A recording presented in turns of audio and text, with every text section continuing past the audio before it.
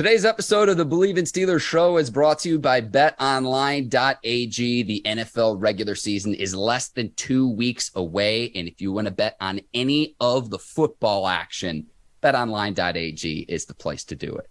365, 24/7, any sport. Make sure y'all go to betonline.ag. Head to BetOnline today to make your first sports bet. Just use our promo code BLEAV50. That's BLEAV 50 to receive your 50% welcome bonus on your first deposit. BetOnline, where the game starts. All right, cue the music. It's time to start the show.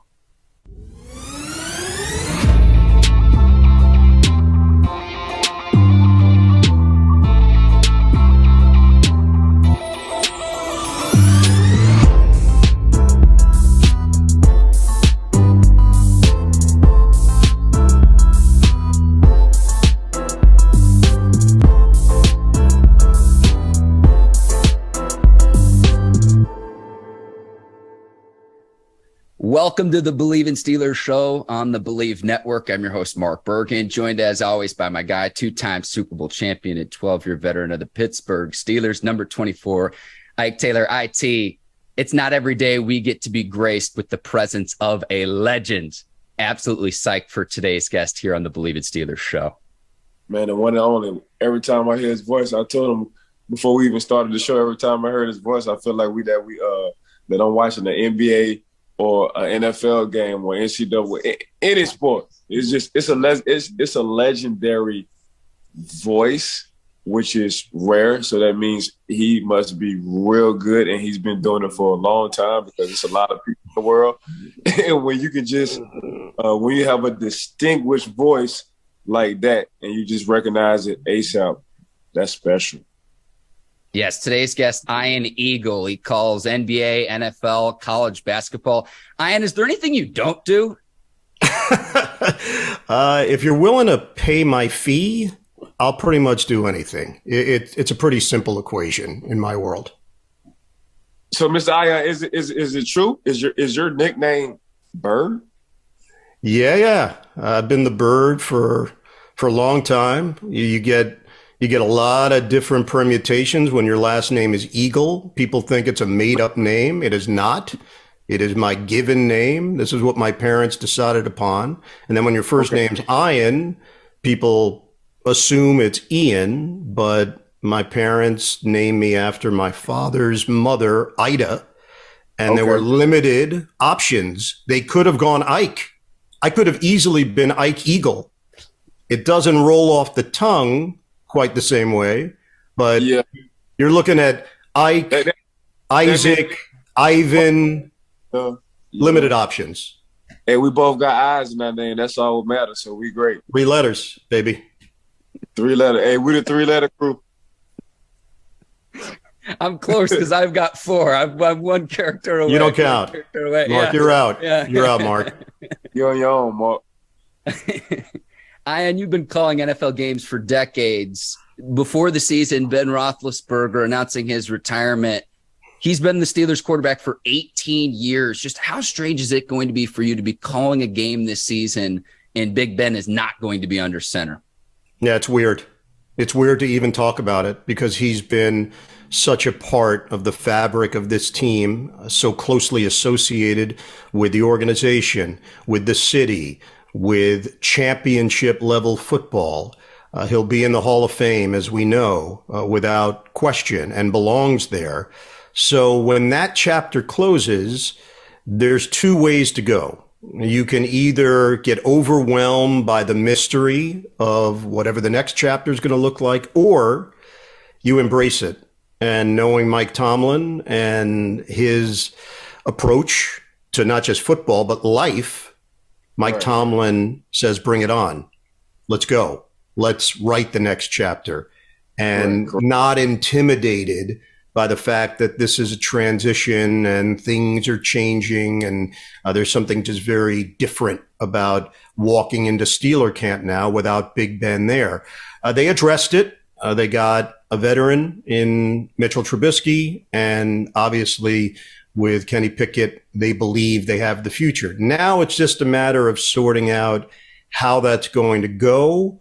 how it will be perceived publicly, but really more importantly, and Ike knows this, how it's handled behind the scenes, because that's really what matters. The communication and the dynamic in that locker room where everybody feels good about this next phase of Pittsburgh Steelers football. This is what Coach T embraces. And you said it best, Mr. Iron. He loves the adversity, not really adversity. He loves the what's next. He loves the unknown. He loves the, okay, now I got a new chapter in life. That's just his personality. He always was like that. And it's hard, but for some reason he's built for it. I'm not gonna say he makes it. Well, he does make it look easy. When you just embrace adversity, a lot of people run from it, but Coach T, he definitely don't run from it. But I got a question, because it's just on my mind, Mr. Ion. You've been an analyst for a long time. You've been doing TV, radio, but you've been doing it for a long time. I want to say since 1992. How much is it of a transition from calling an NBA game to an NFL game? Yeah, completely different. I started doing NBA in 1994, and the speed of the game is what dictated the pace. So you, as a play-by-play announcer, the job is to be a conduit from the action to the listener or viewer, and you've got to match that without it being out of control and chaotic. How do you take what's happening on the court and synthesize it and then get it into a digestible form for the listener or the viewer? NBA certainly trains your brain in a certain way. Rat-a-tat-tat, quick. All of it is just happening at a pace that if you let it overwhelm you, it can. Right. So it was really good training in a way that I started NBA. I get to NFL in 1997, first on the radio and then television next year. And the routine of it is set up completely different. You have action and then you have break every single time. Right. Not continuous action. It's one major action and then break until the next action. So you've got to really nail those bursts. When you have a big play in the NFL, if you're not on it, if you're looking at your notes, if you're focused on something else, you could look up and have no idea what's happening in the moment. And you only get X number of chances in a game. NBA, it's continuous. You miss a bounce pass, you miss something in the action, you can figure out a way to circumvent and get yourself there. NFL, you miss it, you're done. Can't get it back. You cannot get it back. So I think just the routine of the NFL, it forces you into supreme focus and concentration the second the ball is snapped to the second the whistle is blown. And that's not to say that you turn your brain off at that moment, but that's when the analyst jumps in. Now you're watching sideline, who's coming in, who's coming out, when they get into the huddle, when they break the huddle. Your brain is now anticipating where certain guys are on the field, and you try to visualize what may happen. You can't predict it, but you can visualize. NBA, there's none of that. You don't have any time to just rest your brain. It's continuous all the time. So very, very different approaches, and I really enjoy them both. But if you attack it the same way, it's not going to work. So you got a long list. Very interesting answer. You got a long list of colleagues that you work with. I'm gonna stay on the NFL side because I don't play. I never played in the NBA. Who are some of your favorite to work with for the NFL, and why? NFL, you spend about 20 weeks with this person. So think about it. Almost half your year is spent Friday, Saturday, Sunday, 3 days of the week is with this person. It's a true partnership. Gotcha. I started with a guy that went to Pitt, Mark May, and then eventually won Super Bowls with Washington.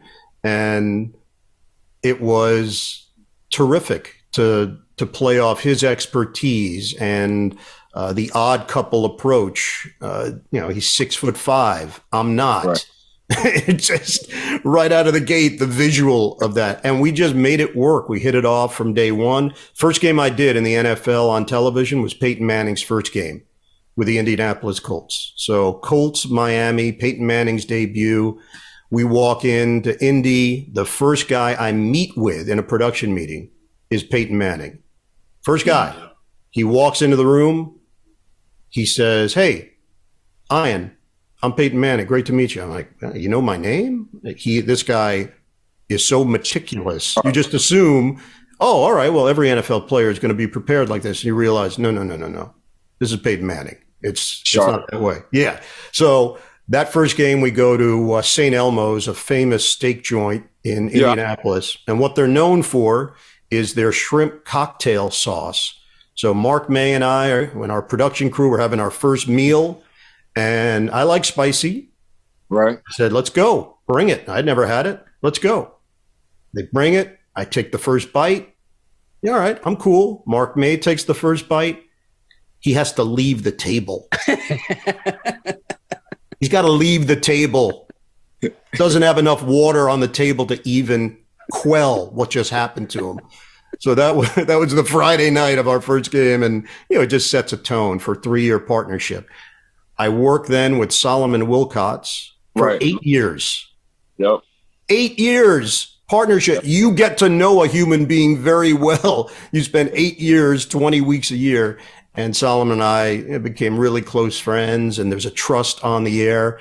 Then some things get mixed around. Solomon ends up with a different partner. I'm with Rich Gannon for 1 year, former NFL MVP. We have a blast.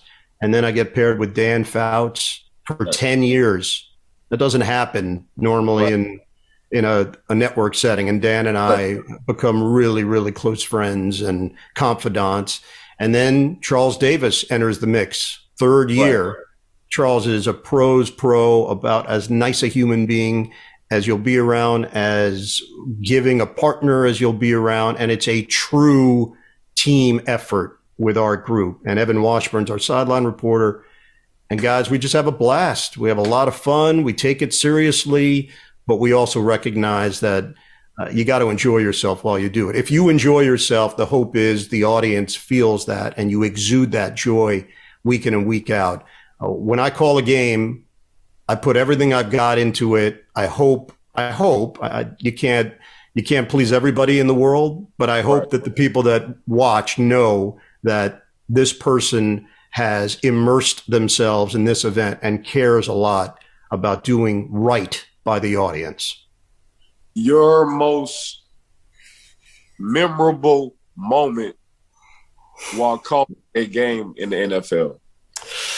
Oh, man, NFL, I've had 2 of these crazy, wacky endings, almost a third when Ben Roethlisberger and Antonio Brown worked a sideline route against the Dolphins, if I remember correctly. That was almost a touchdown, but Antonio's left toe was out of bounds along that left sideline. That would have been one of the most incredible endings of all time. But I did have the Dolphin Patriot ending with Kenyon Drake circling and getting to the end zone with Rob Gronkowski inexplicably on the field in a safety position, anticipating a Hail Mary. That was nuts. I had put away my notes already. Like, the game was done. Dan Fouts had a tight flight, so we were trying to make sure we got out of there. It's like, oh, all right. I'll save 4 seconds. I'll put away my notes so then when the game's over, we can just dart out. And the game ends in the most ridiculous of fashion. Dan did not make his flight, by the way. That didn't work out for him. And then during the pandemic, we're in a near empty stadium in Phoenix or Glendale, Arizona. And Kyler Murray tosses a game winner against the Buffalo Bills in a game that the Cardinals really had no right to win. Buffalo outplayed them. It was the previous play from Josh Allen that put the Bills in front. You assume, all right, Arizona's going to limp here to the finish line. Huge win for Buffalo. And Murray keeps it alive and throws the famous Hail Murray. Yeah, those 2, probably the most memorable endings, but I've had a bunch of playoff games, TV, radio, and the way I like to answer this, because I really believe it, I don't think I've done that game yet. I still think there's a game in my future that's going to be the answer to that question. So you just never know when you walk in the stadium. That's the great part about the NFL. It could be that special moment that you've been waiting for. Oh, that means you love what you do. Yeah. And you just pinpointed two closeout games that I still remember. Oh yeah. I still haven't hit that moment yet. So in my mind, you telling me, matter of fact, I'm just gonna ask you, how long you think you got left doing this? That's a great question. I am 53 years old. So while I've been doing, it's my 25th year at CBS doing the NFL. And I know there are certain people in this business that look to work until they're 75 and beyond. I can't see that happening. I just know that I've been doing this a long time. There's going to come a day where I say it's time for the next generation, and I'm cool with that. I'll be at peace with that. But I do know I've got some years and good years left in me. So without putting a number on it, I would say that I'm still going to be doing this for a while, and hopefully doing it at a high level and enjoying it, because the reality, Ike, you know this better than anybody because you lived it. When the day comes that you don't enjoy the work that goes into showing up on Sundays, obviously very different, physical. Your body was sending you signals. And there was that moment where you said, okay, that's it. I wasn't excited today to do all that, to show up on Sunday. And the day that I don't like the preparation and the travel and the camaraderie, that day, whatever that is, that's the day you say, okay, I'm good. This was a nice run. You preaching right now, because for real, this is how I retire. We playing the Cincinnati Bengals. AJ Green beat me on the post route, and I wasn't upset. Yeah. And if I don't play mad, I shouldn't be playing football at all. You knew it. I went to the sideline. I told Coach T, I said, Coach T, don't put me in no more. And he was like, what? I said, Coach T. And Coach T can tell you this, and Kevin Colbert, because Kevin Colbert, the former GM, which I get into the Hall of Fame as well. Agreed. Like, oh, Ike, he just beat you one time. Don't worry about it. He called me Ike. Kevin Colbert called me Ike. I say, Kev, I'm no good. I'm not upset. I say, I'm done.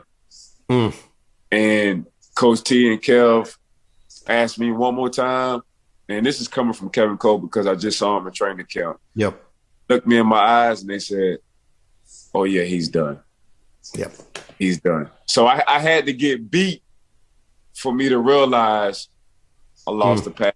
No good for nobody. I'm no good to this team. I'm no good to my family. Like, I'm just going to be going through the motions, and this isn't going to be fun. But, Mark, I retired during the game. During the game, the Cincinnati Bengals game. And we went back. We flew back. We met on Monday.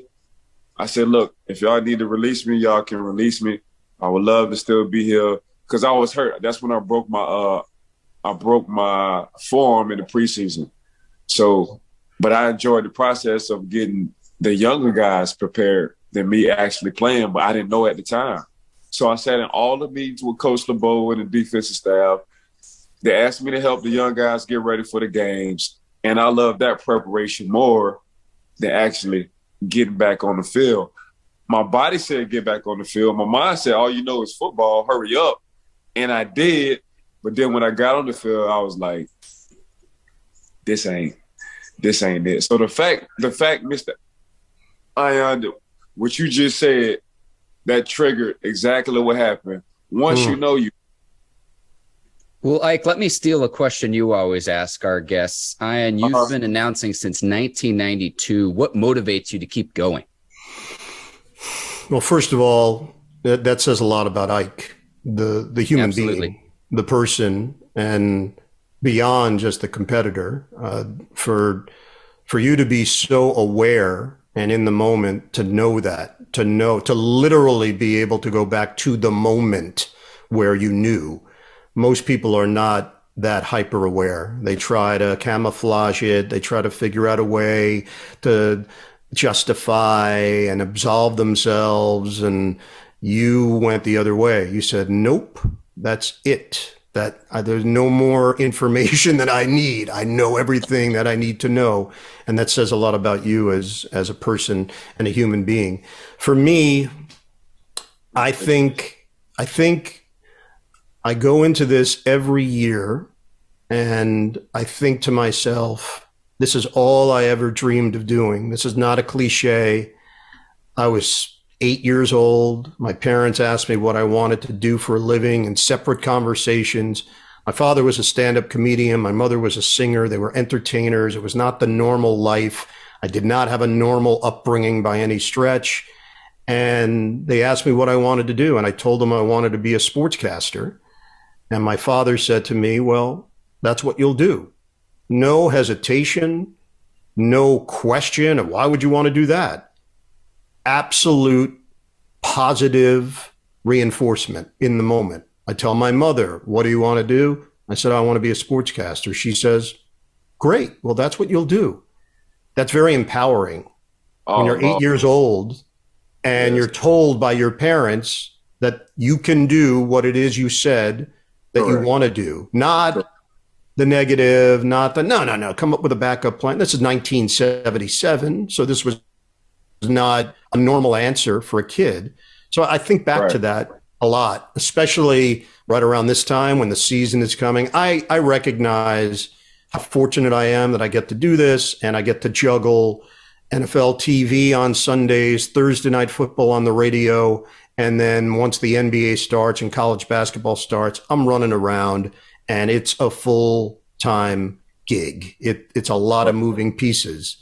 So when you take the plunge that every broadcast matters, if it's a random Tuesday, the Nets are playing the Sacramento Kings, to me, that's just as important as the Steelers and the Bengals on a Sunday. Why? Because my name is attached to it. Somebody is forming their opinion about the job that I've done. They don't care about how I got there, if my flight was delayed, if the hotel I slept in had thin walls and I heard some dude next to me snoring all night with his sleep apnea. None of that matters. It does not matter. They put my room next to the ice machine. Someone came in to get ice at 3 a.m. Why? I don't know. Why do they need ice at 3 a.m. into a bucket? Why is that waking me up? It makes no sense. It happens. Right. It's real. And then you got to do the game the next day. Nobody cares. Right. They just want the finished product. Correct. And you gotta live up to the standard every game. So whatever pressure I put is self-induced. I care a lot. I want it to be really good. I want to make my partner look good. I want to make my broadcast team look good. And that's the mentality that I have for every game. By the way, for every interview. Right. If it's a podcast, I care.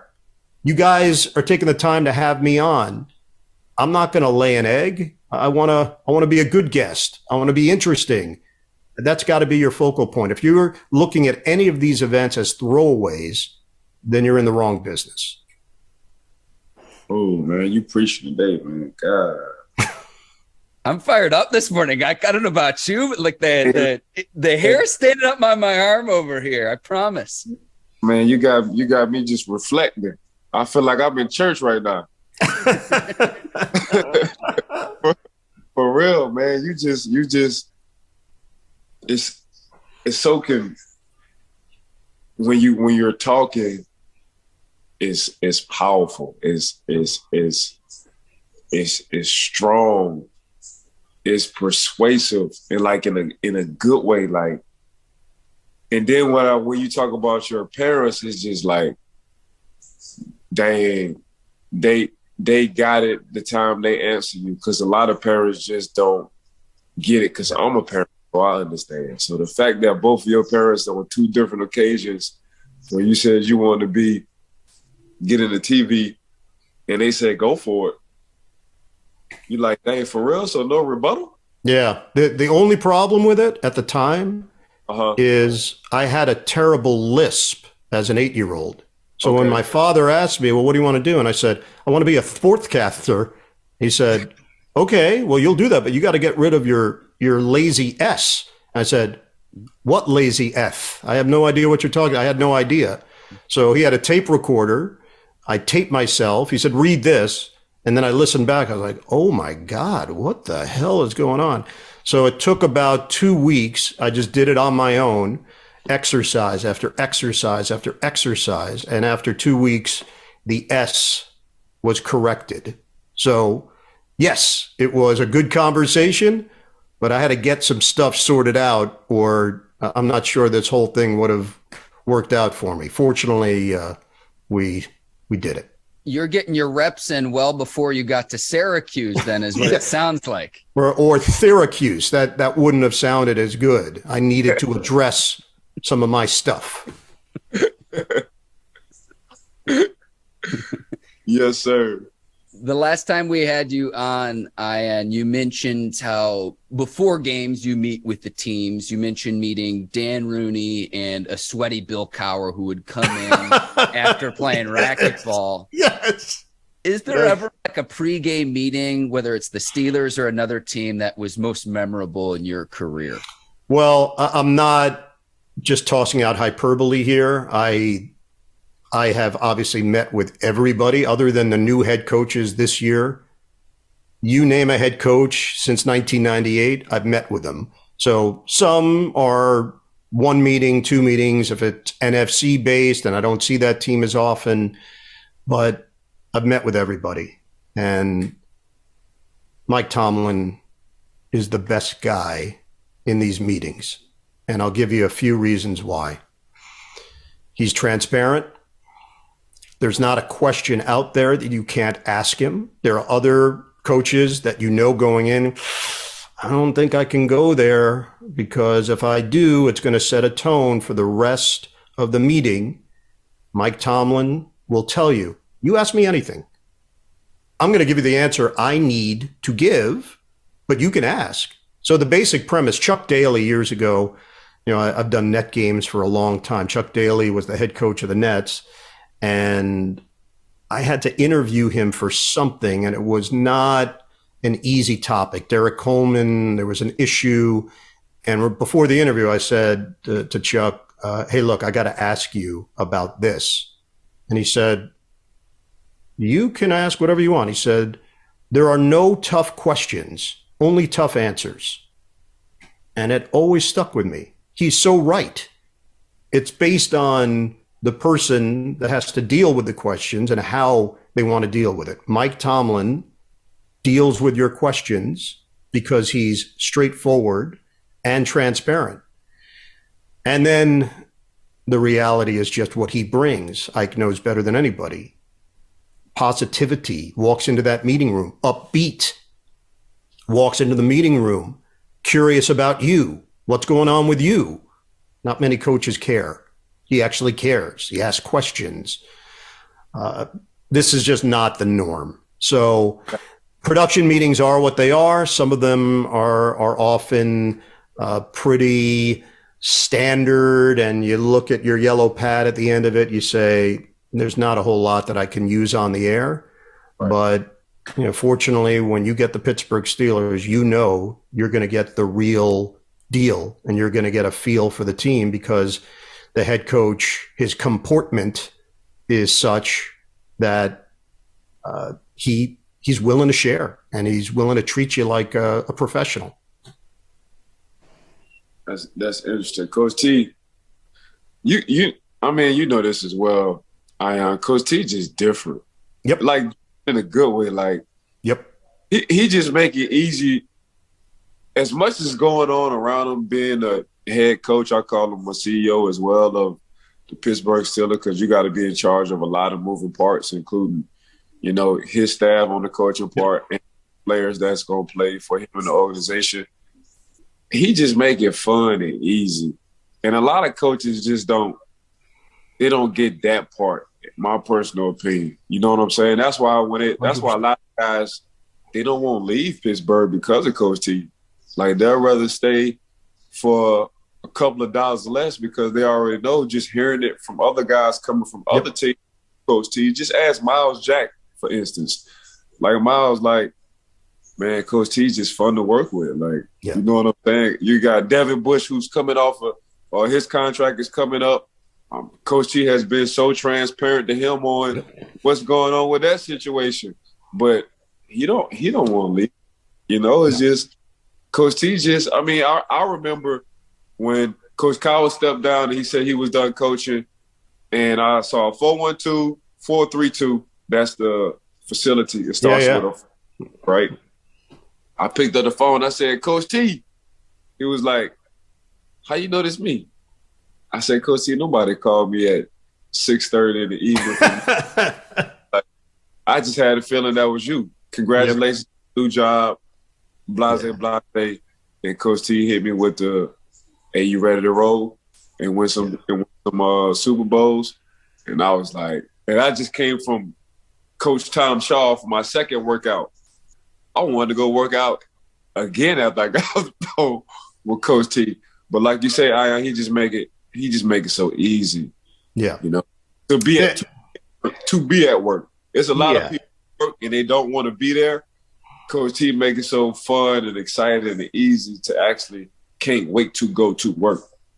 Yeah, you end up certainly in this position because you meet so many different people and you meet them under sometimes stranger circumstances. If a team is losing a lot and now you walk in and you got to ask them questions and it's not necessarily an easy dynamic. You learn about emotional intelligence and reading a room and understanding that there's action and reaction. If you say something, it doesn't just stay there in the ether. There's a reaction to what you say. And I just find with Mike Tomlin, he understands that as well as anybody, that his words are important, how he says them are important, how he handles situations and relationships are important. And at the end of the night, when your head hits the pillow, we all know, we all face this. What'd you do that day? Did you put good in the world? Did you do things the right way? Did you try to cut corners? Did you try to screw somebody over? Like, you know. And I think Mike Tomlin recognizes the responsibility he has as a head coach and how it affects others. It's impressive. Oh, Mr. Ion, you on you dropping nothing but gems, gold nuggets. That's all you. I don't know what kind of tea or coffee. Never had coffee. Never had it in my life. Never had a sip. Listen, you dropping nothing but gold nuggets. That's all you dropping. That's all you dropping. Man, I'm enjoying this. I'm enjoying it. And is there a sporting event in your career that you would still want to announce that you haven't yet? I have not done a Super Bowl, but this year I'm actually doing the Super Bowl for the World Feed, and that'll be a bucket list item, and just excited to be a part of it. I've been a host for CBS on 3 of them, so I've been associated with it. But never actually chance to call the game. I've done the NBA Finals on a World Feed for a number of times. I've done the NCAA Championship on a World Feed. I'm huge in Indonesia. Like, I can't walk the streets of Indonesia without a crowd scene. But no, I'm not. The reality is that's the biggest game. That's the biggest event to me, and a chance to be a part of it this year is going to be really special. Congrats on that. Thank you. First time, you said? Yeah, first time. I never called the Super Bowl prior to the one that's coming up. That's huge, Mr. Ion. Yeah, it'll be cool. Yeah. Oh, I know you're gonna be so ready for that. So, who do you think the 2 teams will be that will be there when you're announcing all the way in February? Who will be there? Yes. Yes, the dreaded question, because there's video that will now be out there forever and ever once you make this statement. I have to ask. I get it. Look, in my mind, the best team in the NFL, and maybe they were the people's champ last year and they didn't quite get to the mountaintop, but the Buffalo Bills, to me, pound for pound, are the best team in the NFL. If you're forcing me into a corner to pick a team coming out of the AFC, it would be Buffalo. I think they're ready for that next step, of course, barring major injury and Sure. Any kind of adversity behind the scenes. But Buffalo, to me, stands out as the best squad. And in the NFC, boy, I'm still trying to figure it out myself.